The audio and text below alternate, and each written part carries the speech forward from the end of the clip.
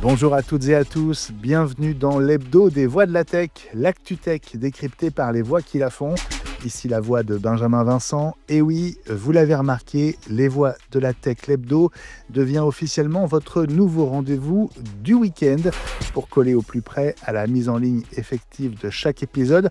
Les voix de la tech, c'est un gros boulot chaque semaine, établé sur une disponibilité au mieux le samedi, au pire le dimanche. Je crois que c'est plus réaliste. Raison de plus pour vous abonner si ce n'est pas déjà fait sur votre plateforme de podcast préférée, Apple Podcasts, Spotify, Deezer, Amazon Music et toutes les autres. C'est le meilleur moyen de ne rater aucun épisode, qu'il s'agisse de l'hebdo ou de la dépêche, ce rendez-vous quotidien que je vous donne désormais avec l'infotech du jour tous les matins en semaine dès 6h45. La dépêche qui a 2 mois aujourd'hui. 45 épisodes vous attendent dans les archives du podcast pour revenir en détail sur 45 actu tech majeures depuis le 1er septembre. Vous appréciez mon travail autour des voix de la tech? Eh bien, faites-le savoir autour de vous, à vos amis, à vos collègues et à votre réseau. Pour m'aider à développer l'audience du podcast, merci de partager et de republier les posts des voix de la tech, que ce soit sur LinkedIn, sur Blue Sky, sur X, sur Instagram ou sur Facebook. Sur Apple Podcast, profitez donc de votre passage là, tout de suite, sans attendre, pour mettre une note 5 étoiles et surtout pour déposer un avis. Quelques mots bien à vous qui diront tout le bien que vous en pensez. Vous êtes les meilleurs ambassadeurs du podcast. Prenez ce rôle à cœur et aidez-moi à le faire exploser. Il le mérite. Épisode 65 donc de l'hebdo, une spéciale CES 2026, à un peu plus de 2 mois de l'ouverture du Salon mondial de l'innovation à Las Vegas. Ce sera du 6 au 9 janvier prochain.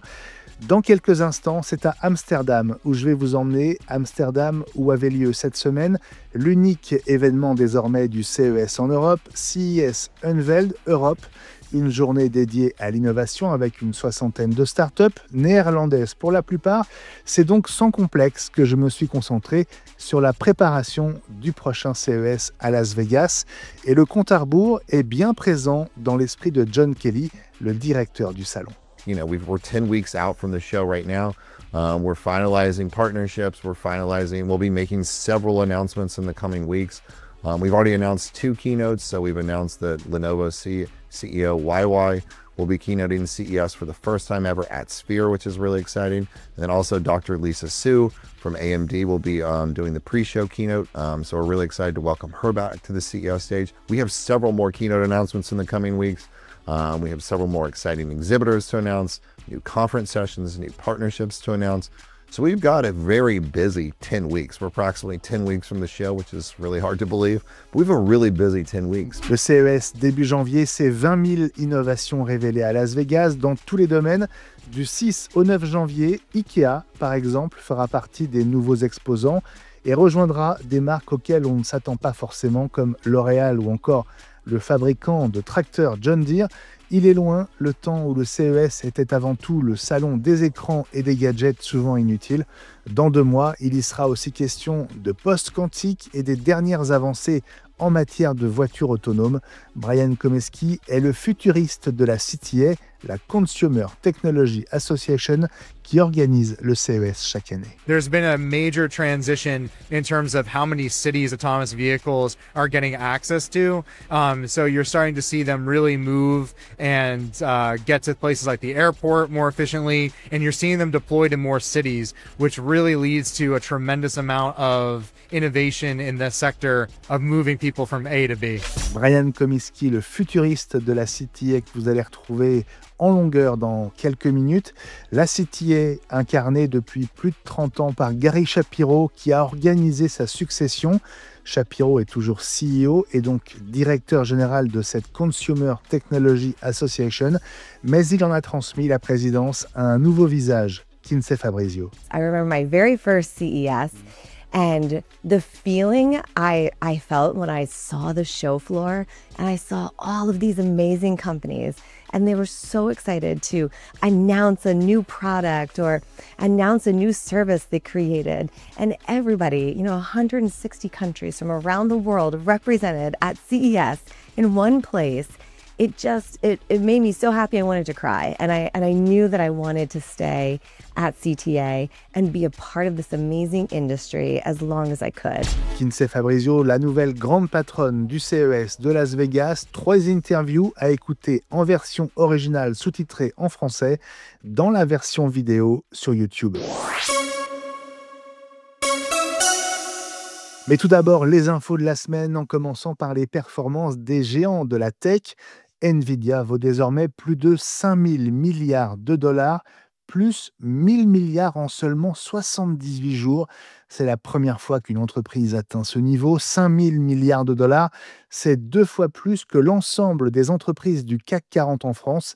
À titre de comparaison, OpenAI serait en train de préparer son arrivée en bourse avec un objectif de valorisation de 1000 milliards de dollars, soit seulement 4 fois moins que Microsoft, désormais valorisé 4000 milliards, et 5 fois moins que Nvidia. Apple, de son côté, vient aussi d'atteindre les 4000 milliards de dollars en bourse. Apple qui a annoncé des résultats trimestriels jeudi soir avec un chiffre d'affaires à 102,7 milliards de dollars en 3 mois, plus 8% par rapport au 4e trimestre fiscal 2024. Un trimestre clos le 27 septembre, juste après le lancement des nouveaux iPhone 17 et iPhone Air. Les revenus générés par les services augmentent encore, plus 15%. Ils représentent plus désormais que le Mac, l'iPad et les accessoires réunis, comme les AirPods et l'Apple Watch. À noter la bonne performance du Mac, plus 13%, alors que l'iPhone, lui, ne progresse que de 6%. Son nom, Neo. Vous n'avez sans doute pas manqué ce robot pour la maison d'1,68 m, vendu 20 000 $, livrable aux États-Unis l'an prochain. Dans sa vidéo de présentation, Neo a tout de l'assistant domestique rêvé. Il vide le lave-vaisselle, il charge le lave-linge, il vous aide à porter les courses, il passe l'aspirateur et arrose le jardin. Oui, mais, et il y a un gros mais, en réalité, Neo ne sait accomplir aucune de ces tâches seul à ce jour. Tout nécessite de passer en mode expert et donc de le laisser guider par un opérateur à distance qui voit tout et entend tout chez vous dans son casque de réalité mixte grâce aux caméras et aux micros du robot. OneX, le constructeur de Neo, assure qu'au fur et à mesure, l'IA de Neo apprendra et qu'il finira par devenir autonome, mais on en est très loin. Son concepteur Bernd Bornisch le concède d'ailleurs à la toute fin de la vidéo de présentation qui dure 9 minutes. The Neo you get today will only get better. And as we keep shipping features, it'll be more and more useful in your everyday life. Now, the journey there is not going to be perfect. And we're not going to pretend it's going to be. But as someone who lives with Neo every day, there is no experience quite as magical. Arrivée potentielle peut-être en France courant 2027, OneX, qui a déjà levé 123 millions de dollars, vise une nouvelle levée à 1 milliard cette fois. Mais attention danger, je ne suis pas très à l'aise avec ce projet. C'est trop beau pour être vrai. Enfin, j'imagine que vous êtes sur LinkedIn, le réseau social qui appartient aujourd'hui à Microsoft, l'avait annoncé le 18 septembre dernier dans un article de blog. À partir de ce lundi 3 novembre, si vous n'intervenez pas, LinkedIn s'arrogera le droit d'utiliser certaines de vos informations personnelles, votre nom, votre photo, votre poste actuel, votre formation, votre CV, vos publications et commentaires pour entraîner ces IA.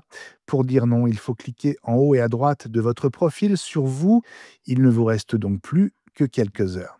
Allez, dans un instant, on va se projeter dans 2 mois. L'ouverture du CES 2026 c'est prévu le 6 janvier prochain à Las Vegas. Toute l'équipe d'organisation était cette semaine à Amsterdam. Direction donc les Pays-Bas pour 3 interviews en avant-première. 2 jours de conférences de presse, 4 jours de salon du 6 au 9 janvier prochain, plus de 4500 exposants, 20 000 nouveautés attendues, 142 475 visiteurs venus de 158 pays au CES 2025 en janvier dernier, dont plus de 6 500 journalistes. Le CES de Las Vegas est toujours l'un des événements incontournables du calendrier tech, d'autant qu'il a lieu une dizaine de jours après Noël, dans les premiers jours du mois de janvier. Il donne donc le coup d'envoi de l'année avec, pour les marques et la grande distribution dans tous les pays du monde, en ligne de mire le Noël suivant. En l'occurrence, ce sera Noël 2026. Le CES est aujourd'hui concurrencé par les deux autres salons majeurs à l'agenda. D'abord, notre Vivatech à Paris. Le prochain aura lieu du 17 au 20 juin 2026. Sa fréquentation, plus de 180 000 visiteurs en 4 jours, flirte avec les niveaux records du CES avant Covid. Une fréquentation qui n'est cependant pas certifiée par un audit indépendant, contrairement aux 142 000 visiteurs du CES. L'autre événement tech majeur, c'est l'IFA à Berlin, qui a battu son record cette année avec plus de 220 000 visiteurs en 5 jours. 5 jours, c'est un jour de plus. Notons aussi que l'IFA est ouvert au grand public et que Vivatech l'est aussi le dernier jour, alors que le CES, lui, n'est accessible qu'aux professionnels de l'industrie et aux journalistes. Voilà pour le contexte. Dans 2 mois, le CES 2026 ouvrira donc ses portes avant de fêter son 60e anniversaire l'an prochain. La dernière ligne droite de l'édition 2026 se profile pour John Kelly, vice-président et directeur du CES, que j'ai rencontré ce mardi lors de CES Unveiled Europe à Amsterdam. Bonjour John Kelly. Bonjour. Vous êtes le directeur du CES. You are the director of the CES in Las Vegas. We're here in Amsterdam for CES Unveiled Europe. Let's talk about next January because it's coming, right? How do you feel the excitement growing regarding CES 2026? Well, we are really excited about CES 2026 this coming January. CES will take place January 6th to the 9th in Las Vegas. We have many exciting things to showcase. First being a new area of CES called CES Foundry. This is an area dedicated to blockchain, AI, and quantum. It'll take place over the course of 2 days at the Fontainebleau Hotel, which is adjacent to the convention center. And here you'll hear from companies about how they're using these technologies to grow their businesses, serve their customers, and find new ways to deliver solutions. So we're really excited about that. Participating companies include NVIDIA. We have some robotics companies. There's a Dutch company, actually, Here Technologies will have a presence there. So we're really excited about that new area of the show. The mobility story is another incredible story at CES, and it continues to evolve. So we'll have auto manufacturers like Hyundai will have a presence at CES. BMW will have a presence at CES. But it's also the evolution of the mobility stories, which I'm really excited about. So you'll see big heavy machinery companies like Caterpillar, John Deere will have a presence in that area. And then also mobility solutions providers like AWS, Qualcomm will also have a presence there as well. So that story continues to evolve, and it's just, you know, I've been at CTA for 17 years, and that industry has changed so much. And how they show up, how that industry shows up at CES has changed. And I'm really excited to see that evolution again at CES 2026 this coming January. Another exciting area that continues to grow is the enterprise and B2B solutions area. So think security, think energy solutions, think industrial. We have some humanoid robotics companies in that space as well. So that's really exciting. And then moving over across the campus to the Central Hall at the Las Vegas Convention Center, you'll see big brands like LG will have a big presence, TCL, Panasonic, Bosch, Hisense, and others. The show is shaping up to be really exciting. I can't not mention startups when we think of CES. We'll have over 1,000 startups. We'll have over 100 from France. We'll have about 50 from the Netherlands. Italy will have a large pavilion. Switzerland will have a large pavilion. We have a pavilion again from the Ukraine. Several startups from Korea, Japan. The European Innovation Council is actually organizing a European pavilion. They're one of our partners on this event here today in Amsterdam. So we're really excited to welcome them to the show. And then also we have an area dedicated to the branding, advertising, and marketing community called C-Space. That area continues to grow and change, and we brought in some new companies. So Marriott, for instance, will have a presence over there showcasing their advertising platforms, and just really talking about how utilizing technology to find new ways to connect with consumers. So that's a really interesting area of the show. So the show is going to be really dynamic, really exciting, and we have a lot of things to talk about this year. How challenging is it to reinvent CES in the post-COVID years? Well, one thing we learned coming out of COVID, first of all, is that people like to meet face to face. I think that's, if there's one thing that we learned during COVID, is just the value of face-to-face meetings. And at a show like CES, where you have over 140,000 attendees, over 4,000 exhibitors, there's really a value in being face-to-face to make connections. They say on average, we say on average that the average attendee or average exhibitor has 29 meetings during CES. And so the efficiencies of being face-to-face in person really speaks to the value of CES and how that evolves. If you look at just how technology has evolved over the course of the past 10, 15 years. I mean, 20 years ago, we embarked on what was really the digital transformation. We went from an analog world to a digital world. Now we're undergoing a intelligent transformation, and a lot of that is powered by artificial intelligence. And so artificial intelligence will be a key theme that will be prevalent throughout the show. You'll see it in the healthcare space, the mobility space I just mentioned. You'll see it in the industrial space, the enterprise space. It's really the technologies that will power our future. So, we as an association, we are a trade association. We have over 1,300 member companies.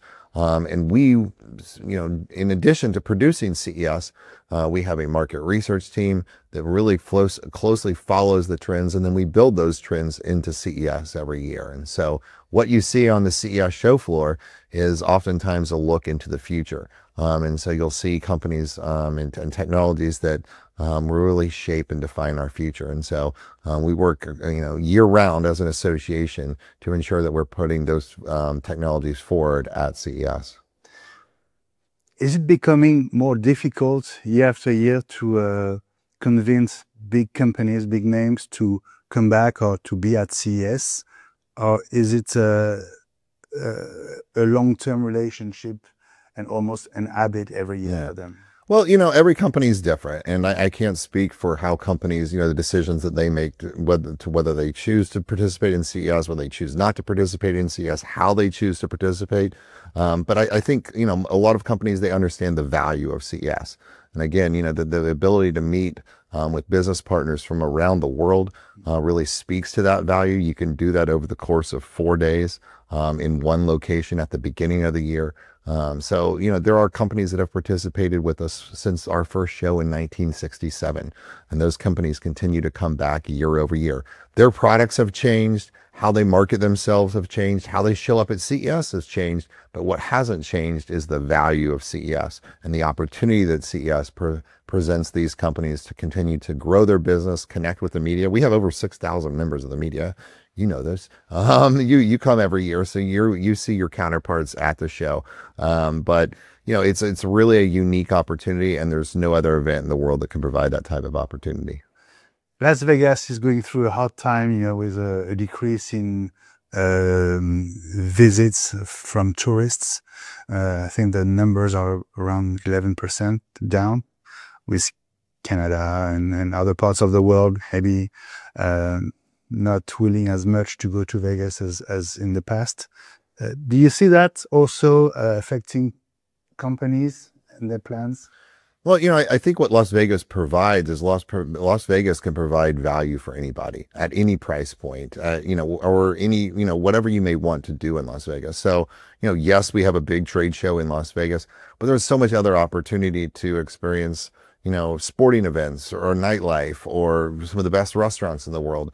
And Las Vegas can do that at various value points, which few other cities in the world can offer that kind of opportunity and that value. About 40% of our attendees do come from outside the United States. And, we're really excited to welcome those international visitors again to CES in Las Vegas this coming January. But could CES take place elsewhere than in Vegas? Well, there's very few cities in the world that can accommodate a show the size of CES, from just looking purely at convention space.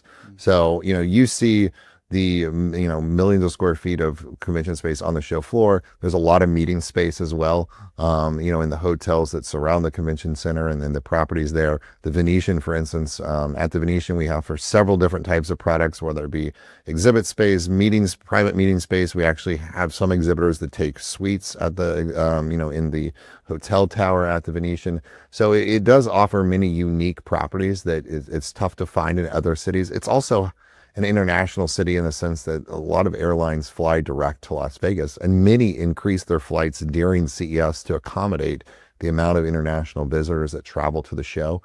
Few cities can do that.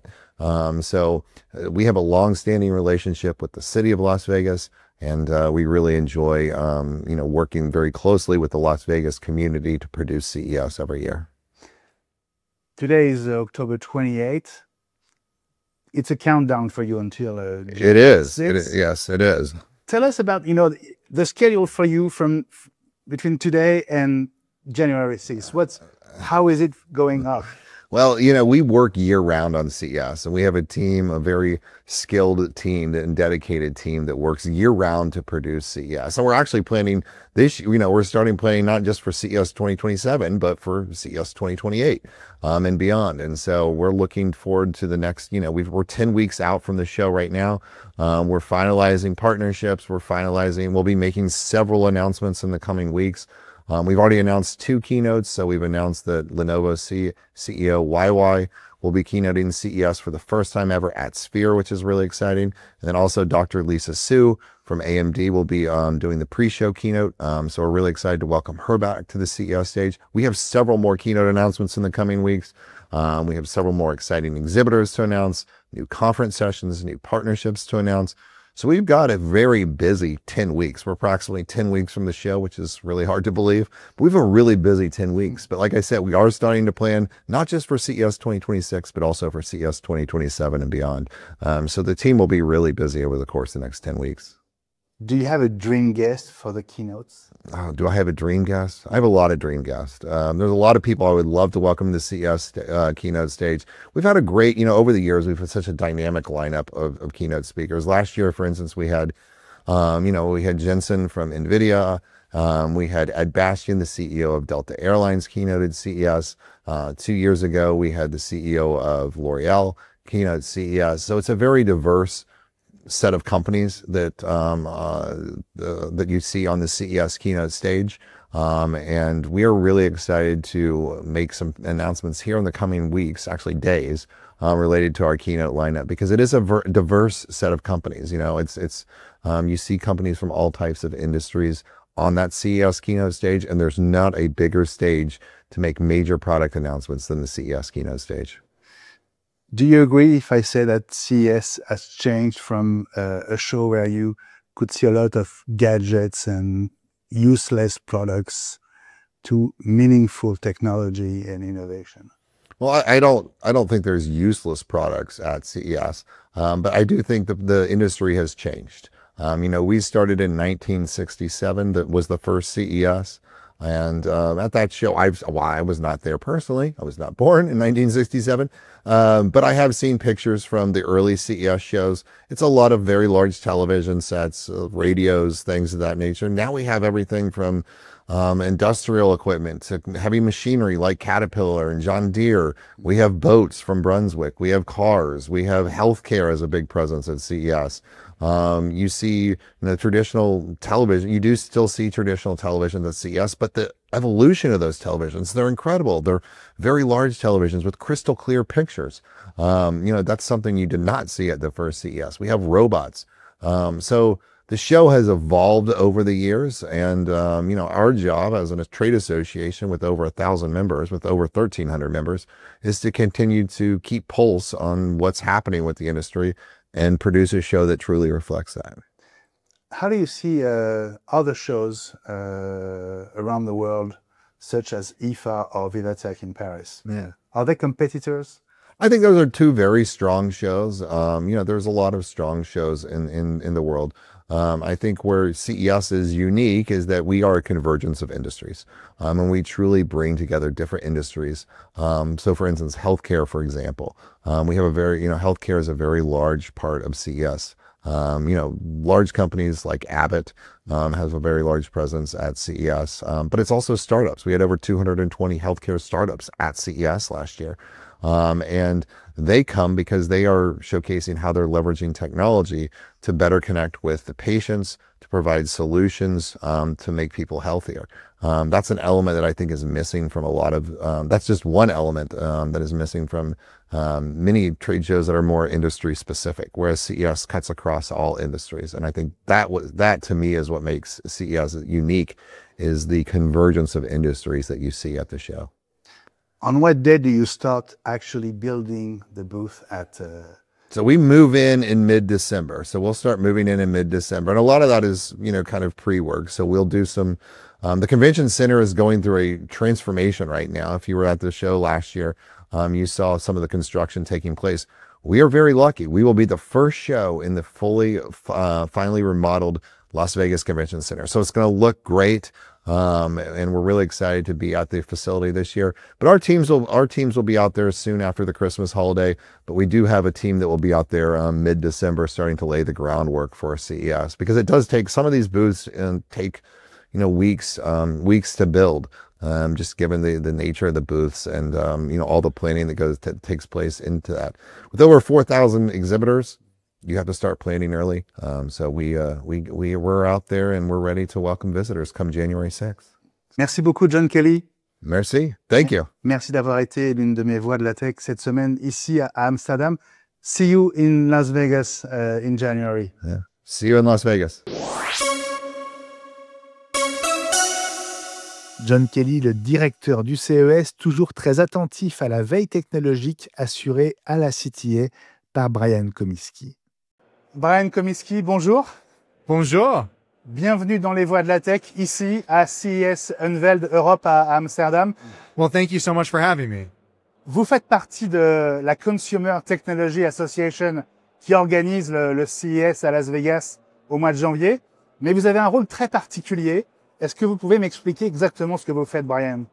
Yeah, of course. So I work as our futurist at the Consumer Technology Association. So my job is to track what are the emerging technologies that are coming around the corner and how they're going to show up at CES and of course and affect society overall as they move forward. So that requires a lot of secondary research, a lot of working with my team to look at financials, how markets are moving, how people are adopting technologies, and really mixing kind of the anthropological with the financial, with the theoretical, and seeing how that turns into tomorrow's technology and innovation. Donc, vous êtes celui qui est en veille permanente. Yes, it's always trying to figure out, well, what is the data showing us in terms of adoption cycles? Where are we going in terms of the technology being utilized, in terms of its use cases, as well as what are markets doing in terms of investing in technologies? On aimerait avoir un peu votre recette secrète. Comment est-ce que vous travaillez? Quelles sont vos sources? Et il y a tellement d'informations. En tout cas, c'est moi ce que je constate. Comment vous faites pour être au courant de tout? Yeah, of course. Well, I think it starts with the fact that I work among a great team of researchers. I'm just one voice amongst a group of researchers that are some of the brightest and smartest people I've ever had the pleasure to work with.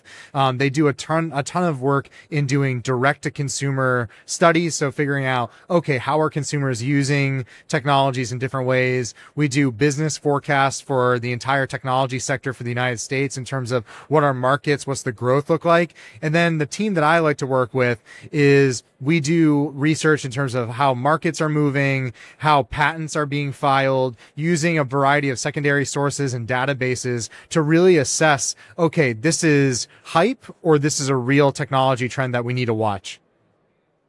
In 1 month, it will be the 3rd anniversary of ChatGPT launch. The world has changed in a way since then. Do you agree? 100%. I agree with that. I really believe that we're in a new era entirely. We used to be in digital transformation, right? The pivot from the cloud, from on-premise to the cloud. But now we're in a new era of intelligent transformation, which is AI increasing the capabilities for workers, enterprises, and consumers alike. At CES, you really put upfront innovation in all its dimensions, right? Do you see technology only as a benefit to humanity? Yeah, I have a very optimistic view on technology. I do really believe that it's here to act as a tool to solve some of our biggest challenges, whether that's moving us from A to B through autonomous transport or creating the next generation of power to help ensure that we're meeting AI demand as well as building to a net zero future, or even helping us live longer through health tech innovation that pushes forward longevity. So since January of this year, the last CES, what are the news in the tech world that's impressed you the most and have the most the biggest meaning for you? Well, I really like to think of what's going on with autonomous vehicles. There's been a major transition in terms of how many cities autonomous vehicles are getting access to. So you're starting to see them really move and get to places like the airport more efficiently, and you're seeing them deployed in more cities, which really leads to a tremendous amount of innovation in the sector of moving people from A to B. So for you, that's the most impressive topic at the moment? I think one of them, amongst other things, is I really am impressed by what's going on in the entire metabolic health sector. With the advent of GLP-1s that are pushing forward weight loss, you've seen an entire sector change in terms of digital health devices, sleep apnea devices, diabetes management, food tech, all of that being directly impacted by one innovation. That's an incredible trickle down in terms of how innovation in one area can influence the breakthroughs and advances of another. But how long have you been in technology, Brian? I've been in the technology field for over a decade. I started working on doing media analysis for technology companies, whether they were cloud or AI. Then I did some consulting for the U.S. Coast Guard and digital transformation strategy. And then for the last 6 years, I've been at CTA working in the research department and eventually becoming the futurist on staff. Did you expect 10 years ago that a company such as IKEA would be coming to CES next January, for example? I think so, because I think every company really is a technology company at the end of the day, whether they're selling a technology product or they're using technology services to make their product better. Companies can really drive innovation, whether that's B2B, B2C, or internally. One of the big stories at the moment are around, spatial computing, XR headsets, XR glasses. Do you see them as the future of what we have now as smartphones? I think that there's really only one form factor that has the ability to compete with the smartphone, and that really is some of those spatial computing glasses that are starting to be developed. A lot of that comes down to is that they're lightweight, they're sleek to carry, and they're improving in terms of the computing capacity on board, whether that's having AI voice assistants or just having QR code payment features or having other traditional computing lenses on board. Next January at CES in Las Vegas, you will inaugurate CES Foundry, a new place to visit. Why was it an obvious decision to launch that new space at CES? Yeah, CES Foundry, which will take place on days 2 and 3 of the show at the Fontainebleau, is really an exciting space to showcase some of the evolution in terms of AI innovation as well as quantum innovation. And it makes sense right now considering AI is really powering this decade and quantum will really power the next decade to come. There are more and more voices saying that quantum computer should start to arrive at the end of this decade, around 2029. Is this something that you confirm from your sources as well? I think it's going to be stages of quantum developing at different points. I think we're going to start to see more post-quantum cryptography or cybersecurity standards developed in the late 2020s. But in terms of the actual proliferation of a lot of quantum computers in the public, probably not until the mid 2030s to late 2030s. It's going to be about different milestones. Just like AI doesn't happen overnight, quantum is going to be something that takes place over a decade or so. Brian, merci beaucoup d'avoir été une de mes voix de la tech ici à Amsterdam. Of course, thank you so much for having me. Merci beaucoup. Et à la tête de la CTA, Gary Shapiro, qui en est toujours le CEO, a commencé à transmettre le relais à la nouvelle présidente de cette Consumer Technology Association, Kinsey Fabrizio. Bonjour, Kinsey Fabrizio. Bonjour. Thank you so much for being here. Welcome to Voices of Tech. It's a pleasure to see you again here in Amsterdam. About 10 weeks from CES 2026. First, tell us about this event here, the main event, the only event you have in Europe. Yes, this is CES Unveiled Europe, and it is an amazing collection of startups from the Netherlands, from Germany, from France, from Italy, companies and countries showcasing Europe innovation and getting ready for CES in Las Vegas. We're going to have a pitch competition. There's content on the stage and really tremendous companies and leaders talking about the next wave of innovation and how they are using tech to solve the world's biggest challenges. So it's a warm-up before Las Vegas, right? It's a warm-up before Las Vegas because we love Europe so much and we love European innovation and European tech. And it's an opportunity for us to connect with these companies, to connect with the media, and connect with our partners before we go to Las Vegas for the big CES 2026. So, of course, we're already thinking about next January. We're always thinking about next January. So how do you see this next CES, and how different or new and would it be from the previous ones? Well, we have at CTA, the organization that owns and produces CES, we have a rule that we have to do new things every CES. And so we want to do new things. We want to make each show different and special. And CES 2026 is going to have a new part of the show called the CES Foundry. It's going to be all focused on AI, blockchain, quantum. It's going to take place over 2 days at the Fontainebleau. And there's going to be really unique and exciting entrepreneurs and innovators there showcasing their AI solutions. There'll be kiosk exhibits, and there's also going to be stages. So you're going to hear from C-level executives from big and small AI companies talking about their products, their solutions, and their services and how they're going to change the future. How difficult is it to reinvent such a big show every year? Well, we represent the tech industry, and the tech industry is constantly evolving. So we're very fortunate that CES is able to evolve with the tech industry, and the tech industry is always doing something new. Innovators are always innovating, and they come to CES and they show their latest and greatest innovations. And so we are fortunate to get to evolve with our industry. Another thing you're going to see a lot of at CES 2026, robotics. And this is one of the categories I'm really excited about. You'll see in-the-home robotics with humanoids and also enterprise tech solutions underpinned by robotics.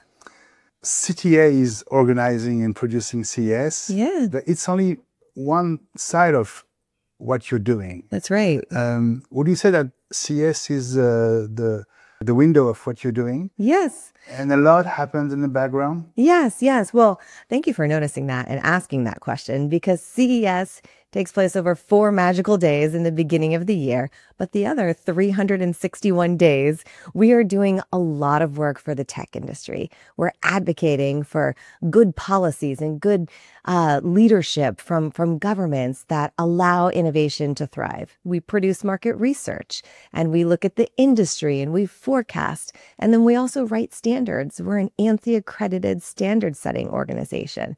And so we're working in those areas all throughout the year so that we can ensure the tech industry can grow, can thrive, can continue to excel and accelerate innovation. And then we showcase it all at CES. So you're advocating in Washington, of course? Of course, of course. That keeps us really busy. Yeah, of course. With the new administration, is it more challenging than it used to be in the 4 previous years? Well, every administration brings different opportunities and different challenges, right? There's been some great bright spots with this administration. So AI is an area that has tremendous promise, and the current White House administration has been very positive about AI and creating an AI action plan that is very strong and would be excellent for innovation and for tech companies, small and large, to be able to excel. Autonomous driving is another category that is really strong, and this administration is paying good attention to that category. There's some areas that are challenging. Tariffs have been a challenge, and we talk about that often. Tariffs are taxes that consumers pay, and we prefer no tariffs. But the tariffs create uncertainty for the tech industry, and that's really hard for companies to plan and to scale up and to hire and to invest, especially in R&D, when they don't know what the tariffs are going to be or what the rules are going to be. And so we advocate for certainty too, so that our companies can plan and can be strategic and continue to grow and innovate. What's your position between innovation and regulation? Well, we're not anti-regulation. We believe that there does need to be rules and there does need to be regulation, but it needs to be clear, and it needs to be an overarching federal framework that's preemptive and prevents the states from making 50 different state bills. In the example of AI alone this year, there were 1,000 different AI bills introduced in the United States. That is so hard think of a small company or a mid-sized company trying to bring their new solution to market. How can they possibly comply with 1,000 state bills? So we think regulation is necessary. It should be federal. It should be clear. It should set the rules of the road. It should be risk-based, but it shouldn't be a patchwork state approach with many different laws. So what's your view on the regulation passed in Europe, DMA, DSA? Well, I mean, those are not our favorites for the tech industry, and they kind of single out some tech companies. So we're not fans there. But what I'll say about Europe is the one thing that they do is they usually set one overarching framework, which in theory is good, but they're sometimes overly complex, and they have a lot of compliance requirements that small and mid-sized companies just can't handle, and sometimes they even punish companies for being really innovative and working fast. And so that can be a challenge. But there's tremendous creativity and entrepreneurship here in Europe. We, as you know, do a global innovation scorecard, and we rank companies in how innovative they are. There's 16 countries from Europe on that scorecard. So we know that the talent is here. We just need a little bit of a better regulatory environment for the companies to scale up and grow and get investments. Let's finish with talking about you for a few minutes, okay, if you don't mind. Sure. Well, maybe a little bit, but for several decades, CES has been impersonated by Gary Shapiro, and it seems that Gary is handing CES and CTA to you. That's the feeling that we have. And it's great that you are the new face of CTA as president. How do you see that change in our times? It's also a symbol that you as a woman became the president of CTA, right? Well, so let me first say, Gary, he's still very much around. He's my, we have the term BFF, best friends forever. Gary's my BFF. He's always still going to be around and involved in CTA. And I appreciate him so much, because part of the reason that I have had the opportunity to grow my career and become a leader is because of the support that I've had from him. And he's always championed women in the workplace, and he's been a great mentor and a great advocate. I love CTA, and I love the tech industry, and I love CES. I remember my very first CES and the feeling I felt when I saw the show floor and I saw all of these amazing companies, and they were so excited to announce a new product or announce a new service they created. And everybody, 160 countries from around the world represented at CES in one place. It made me so happy I wanted to cry. And I knew that I wanted to stay at CTA and be a part of this amazing industry as long as I could. And the people who work at CTA are brilliant, and the tech companies that we represent are brilliant, and they're truly changing the world and using tech to solve problems. My question was also because, in a lot of people's mind, tech people are men. Geeks are seen as guys with beard and black t-shirts. Yeah. You're not exactly that. No, I'm not. Well, but there are a lot of women in tech, and we see them at CES. We partner with the Female Quotient, which has a dedicated space all focused on equality and highlighting amazing women in tech. And there are brilliant tech leaders on CTA's executive board. We have amazing female leadership from AMD and Panasonic and Austere and quantum companies. We really prioritize and focus on hearing from different voices and ensuring that we create space for all kinds of leaders in the tech industry. And that's really important to me. And it's important to the industry. And also, it's important for tech companies because a lot of times the people who make the purchasing decision on anything are the women. So, it's good to focus on them. When you were very young, Yeah. when you were a student, was CTA in your mind or not at all? How did it come to your life? It wasn't, when I was very young, I wanted to be a journalist, a news reporter. I'm not going to try to steal your job, but when I graduated from my university, I worked at a nonprofit that was focused on mediation and collaboration and consensus building. And that really started my love for nonprofit industries and trade associations and getting all kinds of people together from different companies, from different backgrounds and problem solving. And that's what first attracted me to CTA, is that they brought all these great companies together and they made really impactful things happen, like HDTV and, airplane mode on your phone and closed captioning. And they were solving problems. And I was really attracted to that. I love building consensus and I love problem solving. And so that was very, very fun for me and what initially attracted me. And then I just fell in love with the tech industry. So do you see yourself more as an advocate, a lobbyist, a president of an NGO? Well, all of those things. An advocate, CTA is an NGO. Yeah. I see myself as a cheerleader for the tech industry, constantly rooting for innovation. And I see myself as somebody who facilitates innovation in the best industry in the world. Kinzey, thank you so much. Thank you. Taking the time. Merci d'avoir été l'une de mes voix de la tech ici à Amsterdam. See you in January in Las Vegas. Yes, merci. Voilà, hâte d'être en janvier pour couvrir ce CES 2026. Ce sera dans les voies de la tech. Merci de votre fidélité à l'hebdo et aussi à la dépêche chaque matin en semaine dès 6h45. Un contenu inédit directement lié à l'actualité à écouter pour rester en contact avec l'infotech dès votre premier café. Et donc l'hebdo plus la dépêche, deux très bonnes raisons de vous abonner au podcast des Voix de la Tech et de nous suivre sur les réseaux. Si vous écoutez les Voix de la Tech sur Apple Podcast, merci de déposer un avis et de mettre au passage une note 5 étoiles. N'oubliez pas que vous êtes les meilleurs ambassadeurs du podcast qui a besoin de vous. N'oubliez pas non plus la version vidéo des Voix de la Tech sur YouTube.